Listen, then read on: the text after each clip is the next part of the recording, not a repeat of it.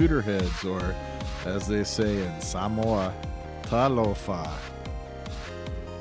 Hawaiians for some reason dropped the initial T's and the F's became H's. Fale is house in Samoan, and hale is Hawaiian for house. Wow, talk about a linguistic digression.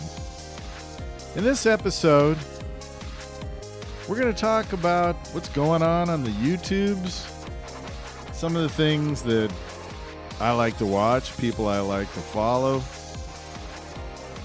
as well as a revisit with Scott of E-Carve electric scooters in the Tampa Bay area of Florida, to be specific, Newport Richey. He's going to give us some tire change secrets, where he gets his scooter news. I'm always interested because I have a hard time getting scooter news.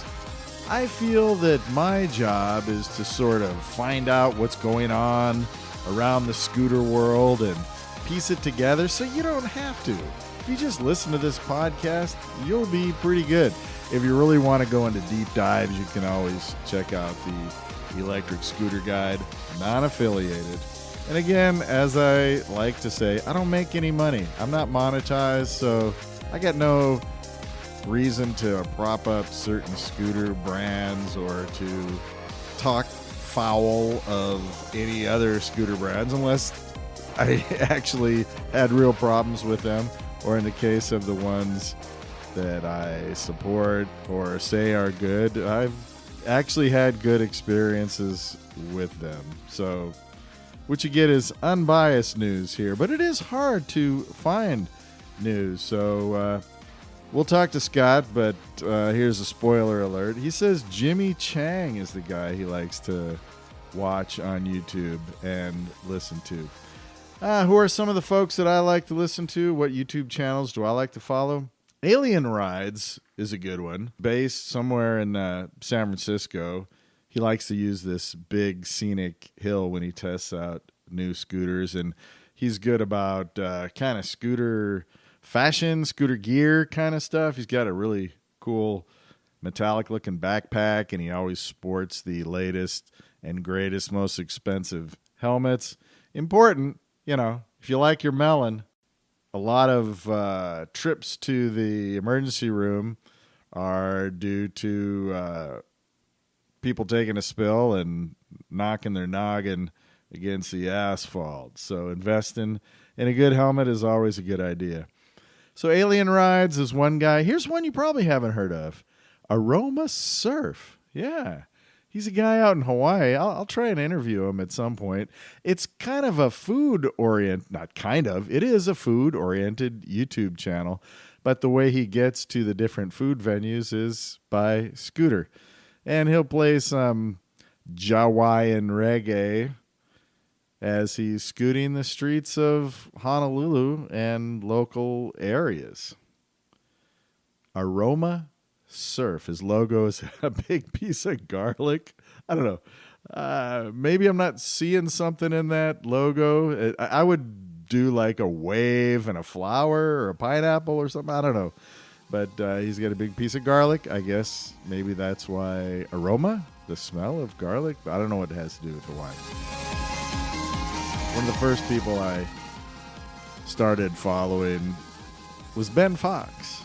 And a big part of that reason is because I am in the scooter business. Well, again, I don't make any money.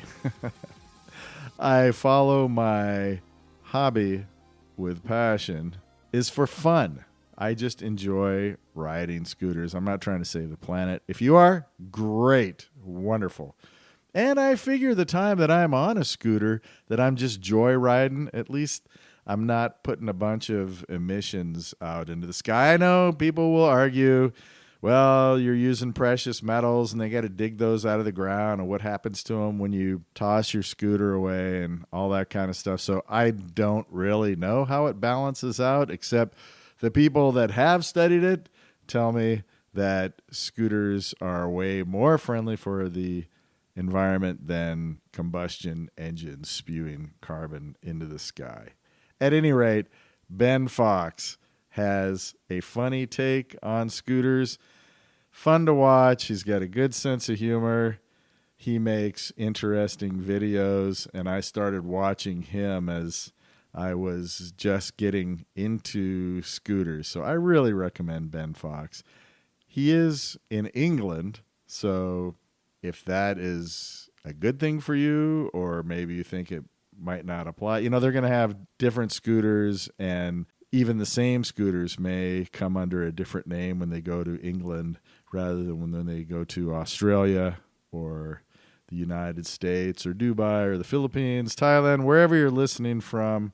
They might have slightly different names and access to different scooters. I know they do get scooters from Canada and via China, and some scooters come directly out of Singapore. I think VSET is one of those that comes from Singapore, and Taiwan also. Korea has one or two. I also follow the Electric Scooter Academy, which is sort of a misnomer. It's not what you think it would be. It's not how to ride and techniques or that kind of thing. It's a guy in Los Angeles. It's kind of like a reality show. It's fun to watch. He delivers food, and he just gets into different adventures, and he's a big proponent of the Dualtron line of scooters. I don't know if they give them to him or he just chooses to buy them because he likes them. I don't know much about his backstory. I know he does have another job, and he supplements his income with delivering food and the different adventures and things he runs into every day. I find interesting. So I do follow, again, Electric Scooter Academy. I've tried to contact him to interview him, but so far, no joy, no success, but I'll keep trying. Ginger on Wheels is another person I am going to interview. I've contacted him, and he said he's willing to come on the air and speak with us. I really like Ginger on Wheels. He does how-to videos, how to change his tires, stem wobble, various things. He does gear reviews, which I really like. And the thing I like everything that he does, actually. I like just listening to him talk as he's cruising down the street and you're seeing the area where he lives up there in the Pacific Northwest, somewhere near Seattle. But he does minimum range tests. So he'll get on a scooter and he will max it out and go up hills and do everything he can to try and drain the juice from a scooter. And I think it's a fantastic idea, and his execution is fantastic too. He has the high-tech tools to test. Well, that's a lot of T's, isn't it? He has the high-tech tools to test his range and speed, miles per hour, and indicate it on the screen as you're watching his YouTube channel. So I do highly recommend Ginger on Wheels and look forward to interviewing him sometime soon. As you'll hear Scott from ECarve mention in the upcoming interview, Jimmy Chang is another one who I think is interesting, but I have not watched enough of. I've seen a number of his videos that I've come across, but I don't watch him regularly. And I think he does a really good job. He seems to be objective. He kind of likes to do whatever the latest new scooters are that are coming out. The most recent one I saw, he did Pegasus by a company called Varla. So that's also news to me. And he reviews a scooter called the Bronco. And I think he's kind of a high-speed, go-fast kind of guy. And he's got a buddy that does the filming, and he does a really good job. Also, I follow Timothy West, who I have already interviewed. He was one of the first people I interviewed on this show. I just love the area he lives. He's also a good photographer. He's a professional photographer. And he cruises around Vancouver, Victoria. I think I believe the island is Vancouver and the city is Victoria, and it's in Canada, even though it's directly across from Washington State. And I believe Jimmy Chang is in Washington State. So that is a quick overview of YouTube channels that I enjoy. And if you haven't seen any of those and you're interested in scooters, maybe give one of those guys a try. Alien Rides, Aroma Surf, Ben Fox, Electric Scooter Academy, of course, Electric Scooter Guide. I didn't even mention because I talk about them all the time. Ginger on Wheels, Jimmy Chang, Timothy West. I didn't mention Electric Scooter Guide maybe because if you're into scooters and you don't watch the Electric Scooter Guide, what are you doing anyway? I don't know. Maybe you don't have a television. Maybe you live somewhere far away where you don't have the intro webs, which if that's the case, how are you listening to this? I don't know. But those are the guys and folks that I like to listen to stay up a little bit on the news of scooter dumb across the globe. I wish there was a website somewhere I could go to say, hey, here's what happened today. Here's all the different things that went on, but I know of none. If you know of one, please let me know. The latest scooter that's been in the news is the Nami Burn E, which I believe used to be called the Viper. Alien Rides clocked it at 61.5 miles per hour. Apparently, it was designed by a guy who used to work for Cabo, you know, the Wolf Warrior and Wolf King and all those line of scooters. And it has realistically a 40 to 50 mile range, which is pretty good. Has turn signals. Again, we're talking about the Nami Burn E, or you may see it called the Viper. It has turn signals, which I think is great.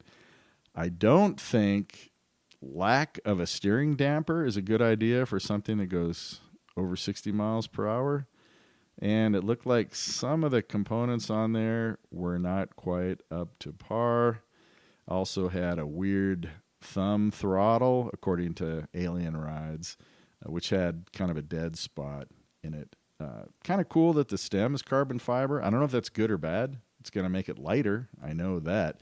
It has a trellis type design, which reminded me of Ducati. I thought that was interesting. And the suspension, Alien Rides, found a little bit too bouncy. But I guess if you tighten it down, then it's good to go. Also, if you're interested in the Nami Burn E, you can watch Electric Scooter Guide every Tuesday in America, every Tuesday on the west coast of the United States, there in Berkeley. They have a live show that goes as long as an hour and a half sometimes. And the most recent one they did was also on the Nami Burn E. So that's why I mention it, because it seems to be the scooter that's most in the news lately. So as with any scooter, if you're thinking about purchasing a certain model, don't just listen to one person or pay attention to one review, because different people have different opinions and we all weigh different. We all live in varying climates. Las Vegas, if you listen to the last Electric Scooter podcast, we hit the road in 116-degree heat, and it hasn't really let up. We've had a little rain since then, but the scooter dome has been burning. Today it's 115. It's been between 111 and 115 consistently. It's just too hot, too hot. I still get out there on the scooter a little bit, but man, it's hot. It's the electric scooter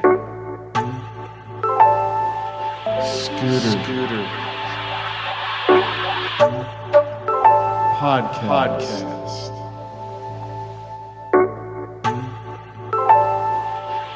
From Las Vegas, where it's hot.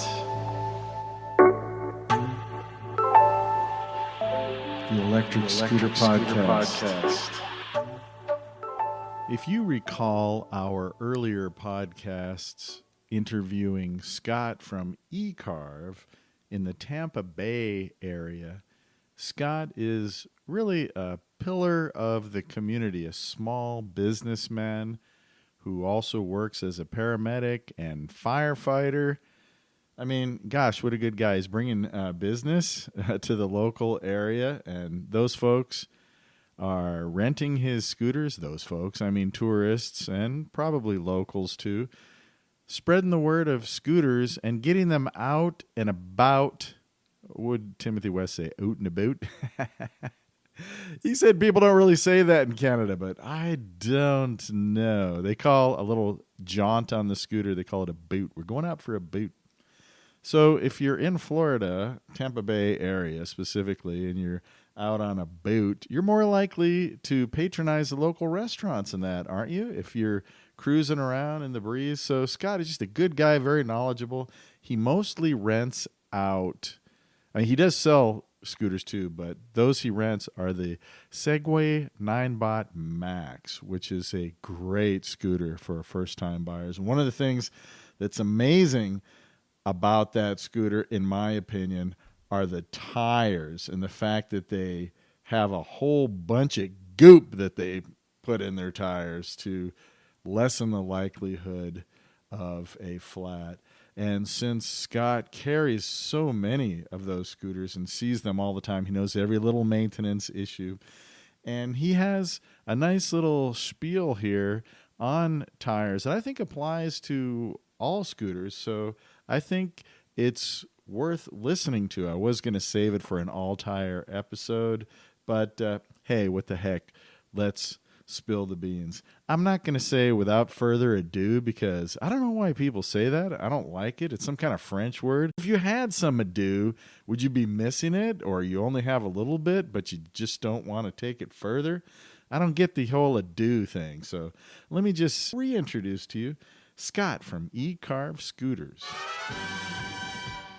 I really want to know, how do you stay on top of scooter news? Because I look on the internet and try to find stuff, and let me tell you, it's difficult. What usually pops up is what we used to call scooters, like mopeds, like the little motorcycle type things. That's what I keep getting. So I want to have a segment, and I do occasionally have a segment called Electric Scooter Podcast News, ESPN. Well, it's time for the news. Electric Scooter Podcast News. It's time for the news. I like it. I like that. How do you stay on top of scooter news? And have you had a let's go back story? to the first question was any crazy stories, and there's a lot. So I want to try to keep this short, but it kind of segues into changing the how to view electric scooters as far as finding information about them. So what I ran into was when I first opened up, I got my website, electric scooters, that's the keywords you put in there. And I was getting so many phone calls from people saying, hey, I would like to purchase an electric scooter from you. How much? And very vague questions. Mm-hmm. So I would get excited. I'm like, oh, this is great. I'm open a week, and I've already got like 4 orders. I'm like, oh, man, I got to order more. So I made extra orders, and these people would come in, and they literally were on – what is this? Is this a scooter? Yeah, so they long story short, they were looking for – the micro mopeds. The medical scooters. Oh, the medical scooter. So I had mobility a guy, the mobility scooters. Yeah. So, but if you go online and you type in electric scooters, especially around in Florida, the first thing that comes up is that Las Vegas is the same. Okay, so when they would put in electric scooters, they would get my business as well, and I would have to take these poor people that were in their 70s like, oh, no, this is not for you. Yeah. So that's happened a few times. Just recently, I had just made a purchase of 3010Xs. I was taking them out of the box, and some young guy, I would say in his 20s, just came in with a stack of cash and just, boom, bought all 3 right then and there. Paid cash. 3010Xs. Whoa. Boom. And I carry the hybrid tires. He bought all those as well. So what are hybrid tires? Oh, hybrid tires are, man, they're awesome. So it's what they are. It's a off-road On and off-road? and So like road. low, knobby, like not Yeah, super they're a little knobby. bit knobs, but they're like 11. They're 11 inches, so they're a little bit wider than the stock tires. And I Wow. think the ride is better. I've definitely experienced a much better ride with the. I hybrids. go with the knobby tires, and I know from statistics that 80% of buyers go with the street tires, because if you watch Ginger on Wheels and some of the other YouTube channels, they say if you get the Wolf Warrior, get the street tires because they can go on and off. Well, I would caveat that for sure, because I'm going off-road up steep inclines that are rocky, dirty, dusty, and I wouldn't want street tires. If you're Ginger on Wheels and you're in Seattle and you're on, these carving it up. In the streets, yeah. I'm not saying he's doing it over, perfectly paved roads, but he's going on kind of trails and that kind of thing. Yeah. And if you're using it for commuting, but if it's for adventure and off-road, all-terrain type stuff, I like the knobby tires. The other thing I like about the knobby tires we discussed earlier is the noise. It does make you got some road noise, man. Yeah, totally. You got some road noise, and I actually and enjoy they look dope. I mean, let's just be honest. They look so much cooler than a street tire, in my opinion. Anyway. Okay. Yeah. I haven't thought about that aspect, but I do like the sound. I like the look of off-road tire on a scooter. I think it looks makes more it look gnarly. It more does, rugged, man. It's like it's not like it's cool. Yeah. And then the other question was, how do I keep up on scooter news? Yeah. Well, obviously, the internet, right? YouTube. Jimmy Chan is someone that's coming along that's new. Jimmy I Chan. really like I like his vibe. I like what he's doing. He's started off with the one wheel and then the unicycles, but now he's starting to really get into the electric scooter. So that's the newest one I've found that I kind of like. For some reason, he's able to get people on his show that have the newest scooter. So it's pretty interesting. Oh, so he finds someone who owns that scooter, right? And it's always the newest scooter on the market. You know what I like about that? People that are getting scooters for free so that they review them, there's kind of an expectation. It's like, hey, dude, I'm giving you a scooter. Right. So the person who's reviewing it is going to have a tendency, we're all human, to want to portray it in a good light. Whereas someone who forked their own money, there is a little bit of the, hey, I put this money into it, so I don't want to be dumb. And I bought something that's crazy. But still, there's gonna be things that piss them off. Right. But I'm gonna tell you, all the reviews that I've been watching recently with his channel, and again, I don't know Jimmy Chan at all. I don't, but like I said, I do like his YouTube channel. The scooter reviews that he does, it's unbiased. It really is. Because they have got the pros and the cons, and they're brutal. So it's a pretty cool. You gave me an idea of someone I need to interview. Yes. Yeah, he goes on my list with Ben Fox. You ever see Ben Fox? Yeah. I like his stuff because it's entertaining. It is. It's entertaining, man. Like, I'm not getting scientific information from these cats. Right. It's just like, okay, what's the trend? Like, because I'm a business, right? I'm being completely transparent. Right. I want to carry what the popular models are. I really do. I don't want to carry, the models that got bashed. So I do my research that way as far as what's becoming popular, like the V sets. I'm nothing but good reviews on those.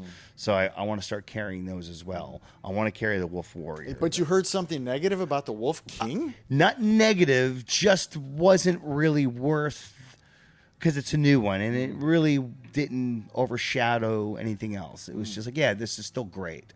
Nothing new. Where the V-Set was a new model of the Zero line, and they did a lot more upgrades. Right. The Wolf King, I think they put like a bigger, little better battery. They painted it really cool. It's but a Wolf but the Warrior, decking is not as big as the V-Set 11. Okay. So I'm not trying to compare, but it just didn't seem to me like they took what you have, the Wolf Warrior, and then the newer one, they didn't really overdo anything. In fact, the range, I think, was less. I think they're only getting about 25-mile range on the new one, from what I understand. I'm going to do a Columbo on you and say, wait, I have one more question, because there's something I forgot to ask you about because we covered it on video.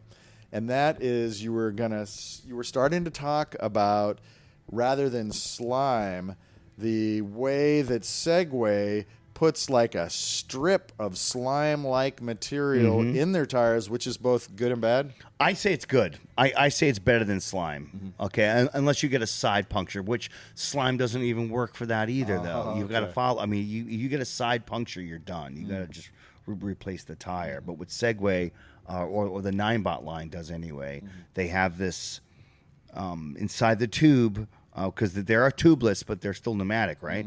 They have Which is important because it's almost for me. I don't want yeah. I don't want a tube in mine. Yeah, it's like maybe a little bit over ½ inch thick of like this. I don't know what you would call it. It's like a goo. Sticky, yeah, it's like a real like fly paper, but like a ½ inch thick. Yeah. And what it does, it helps with the penetrations of like nails and this and that I or wish whatever. more companies would do that. It's very cool. Or It's if very you could, cool. if some company would produce those aftermarket for all the different varieties and sizes of scooters, that's something that I would certainly be interested in. Another thing I'd like to see, since we're just talking off the cuff here, is for one of my bicycles, I bought. It is an electric bicycle from New York, but it's a solid foam that you use in place of the tube.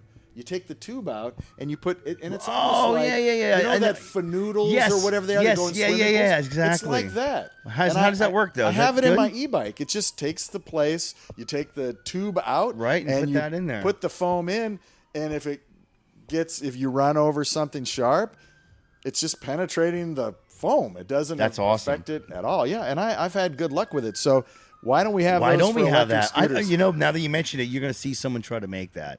So the same guy who's going to do the aftermarket for the Segway handlebar stem. I can tell you and all your listeners out there, you get any one of these 9-bot scooters, the tire changes is an absolute nightmare. So it's a good thing that they've made absolute them pain. Really? Yeah, How it's long doable. Does it take? Half an hour. I would say half hour of just fighting it. And that's from somebody who's done I a do number so of them. many knows of what they're them. doing. I mean, I think I got it down to an almost science, right? And I can give like a quick tidbit. Yeah. So if anyone out there has one of these 9-bot G30 Maxes or an LP, and you need a tire change, when you get your new tire, you soak it in boiling hot water or in the hot sun. You got to get that tire pliable because it's very, very like strong rubber, and to get that to bend over the rim is impossible. And I've heard people put it in the microwave. I don't really advise putting a freaking tire in a microwave. I just think that's bad news. What you cooking, honey? Smells delicious. Right? Get that tire pliable. Get it pliable, and then you'll have a much better chance of getting that to get over the rim. That's a great tip. And then there's a secret to getting it to bead, but I don't want to give up my secrets. No, I will. Okay, it's real simple. Give it up. I'm giving it up. Okay, this is the biggest complaint I've seen from people that can't get the bead to set. Is you take a tie butter knife? No, not a butter knife, but like a strap, a ratchet strap. Oh, right. Yeah. So once you get the tire on the rim, it's going to have a lot of gaps, and you won't be able to put air in it. It just will shoot out. So you have to compress the tire. And how to compress the tire is to take a ratchet strap over the that is a tread. great tip. Thank you. You're going to circle the tire with it. Get that thing. Crank it up. Crank that mofo down. What a great and idea. That will actually bead your tire. You put a little bit of air in, it will snap. Wow. And then once that happens, you got to let the air out to release the tension on the strap. Oh, that's a super cool So there tip. you go. I might do an entire podcast just on tires. You should. And take snippets of what you just said, and Paul from Electric Scooter Guide had some tips, and different people have different things to say about tires, because tires are just really, they're a huge issue. When you when you get a flat tire, it ruins your day. How I don't even know how to phrase this question. If you have a Segway 9-bot, what is the likelihood? How many miles can you go, or what? Good question. How common is it to get a flat tire on them? Because they're one of the better ones. Yeah, I mean, honestly, okay, flats. so like I can answer this way. So if you didn't get a flat via a foreign object, okay, if you didn't do a foreign object, puncture, you could probably get close to 4,000 to 5,000 miles. Wow. Out of the tires Fantastic. before they really need to Yeah. be replaced. Honestly, again, it all depends on the road conditions as well, right? But you can go quite a while without having to replace a 9-bot tire. But if you get a puncture, and that could be within your first hour, it all depends. I mean, we've had more repairs done when they have sidewall damage. Oh, right. What usually causes the ones that you see, other than sidewall, the ones that are on the circumference of the tire? Is it tacks or nails or glass or? It's both. It's both nails and glass, really, which is so strange because they're so thick. But just the amount of wear and tear. And honestly, people like my customers that rent aren't supposed to be jumping curbs. That is a lot of it too. A lot of times they'll jump a curb and Land on it, and boom, man. Done, son. Businessman, entrepreneur, saving the environment, musician, Scott Carbone from Newport Richey, Florida. An impressive guy serving his community in so many different ways. And doesn't he have a great voice? Let's check out one of his songs as we fade away. Stay tuned. Next episode's going to be awesome. In this recent episode, we talked about Jimmy Chang. It's C-H-A-N-G. Not to be confused with Chan, C-H-A-N. It's, if you're going to look him up on YouTube, Jimmy, J-I-M-M-Y, Chang, C-H-A-N-G. He also talks about one wheels and other things, but I just wanted to clarify that. So let's fade out with our interviewee, Scott Carbone. This is him. This is his recording, his voice. I believe it's him playing guitar. And stay tuned next week for another episode of the Electric Scooter Podcast. Scott, take it away, bro.